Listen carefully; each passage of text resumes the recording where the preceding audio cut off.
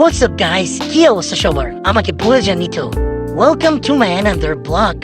বাইরে হালকা বৃষ্টি পড়তেছিল তো ভাবলাম একটা কায়াকিং অ্যাডভেঞ্চার হয়ে যাক। তাই আমরা চলে আসলাম এপুদর্স থেকে উত্তরা সেন্টারে। এখান থেকে কায়াকিং প্লেস বেশি একটা দূরে না, কাছেই। যেহেতু বাইরে বৃষ্টি পড়তেছিল তাই আমরা সময় নষ্ট না করে একটা অটো নিয়ে নিলাম যাতে তাড়াতাড়ি সেখানে যাওয়া যায়। অ্যান্ড আমরা আমাদের সেই গন্তব্যে পৌঁছে গেছি। চলেন তাড়াতাড়ি নেমে পড়ি। আমি এর আগেও একবার এখানে এসেছি, এটা নিয়ে আমার দ্বিতীয়বার আমি চলে আসলাম। যেহেতু বৃষ্টি পড়তেছে তো পরিবেশটা খুবই সুন্দর, অনেক সুন্দর লাগতেছে চারপাশে। উত্তরা দিয়াবাড়ি এমনিতেই অনেক সুন্দর, বৃষ্টির মধ্যে তার অনেক সুন্দর লাগে। চারপাশে পরিবেশ অনেক সুন্দর হয়ে গেছে। চলে নিচে নামা যাক। বাই দ্য ওয়ে গাইস, বলতে ভুলে গেছিলাম, আমি কিন্তু এখানে একা আসিনি, আমার সাথে আছে আরো আমার দুজন ফ্রেন্ড। ওরা ক্যামেরার সামনে আসছে তেমন একটা ইন্টারেস্ট না, তাই ওদের বলেছি আমার ভিডিও কর, তোদের সামনে আসা লাগবে না। চারপাশে পরিবেশটা আমার কাছে এত পরিমাণ সুন্দর লাগতেছে বলে বোঝানো সম্ভব না। তো এখানে যে দায়িত্ব ছিল তার সাথে আমরা কথা বলে জানতে পারলাম যে পার পার্সন 1 ঘন্টার জন্য পড়বে 150 টাকা করে। তো আমরা যেহেতু 3 জন তাই আমাদের 450 টাকা পড়েছে। তাই দেরি না করে উঠে করলাম।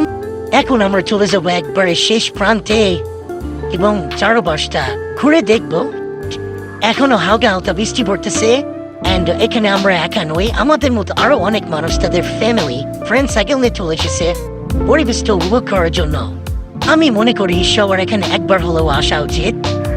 চারপাশে অনেকগুলো কায়াকিং বোর্ড দেখা যেতেছে, কোনো বোর্ডে 2 জন, কোনো বোর্ডে 3 জন মিলে চালাইতেছে এবং একটা বোর্ড দেখলাম যেখানে একটা ছেলে চালাইতেছে। আমার মনে হয় আপনি এখানে একা আসলে তেমন একটা মজা পাবেন না, সাথে কাউকে নিয়ে আসলে ভালো লাগবে।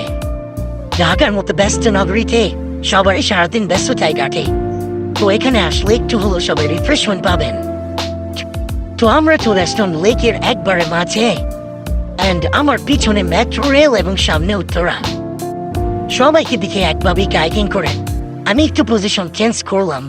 আমার এভাবে বসতে ভালো লাগে, কিন্তু এভাবে বসে বোর্ড চালানো একটু কষ্টকর। আমি একটা জিনিস বুঝি না যে পুরো লেক বাদ দিয়ে মানুষ এই চিপাই চাপাই কি করে, মানুষ এখানেও চিপা খুঁজে। বাইতরা চিপা বাদ দিয়ে মাঝখানে আরো ভালো লাগবো। তো তৃতীয়বারের মতো আমি আমার পজিশন চেঞ্জ করলাম। অ্যান্ড হ্যাঁ, এবার আরো ভালো লাগতেছে। আশেপাশে মানুষ সব আমার দিকে তাকাইছিল এবং ওয়েট করতেছিল যে কখন আমি পানিতে পড়বো। অ্যান্ড এর মধ্যেই জোরে বৃষ্টি পড়া শুরু হলো। তখন আমরা লেকের একবারে মাঝে ছিলাম। আমাদের হাতে ওর তেমন সময় ছিল না, তাই ভাবলাম তাড়াতাড়ি চলে যাই। 1 ঘন্টা প্রায় শেষের দিকে।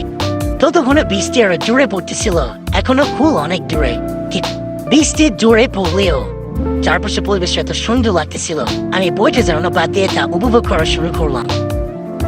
এরকম সুন্দর পরিবেশ খুব কমই দেখা যায়।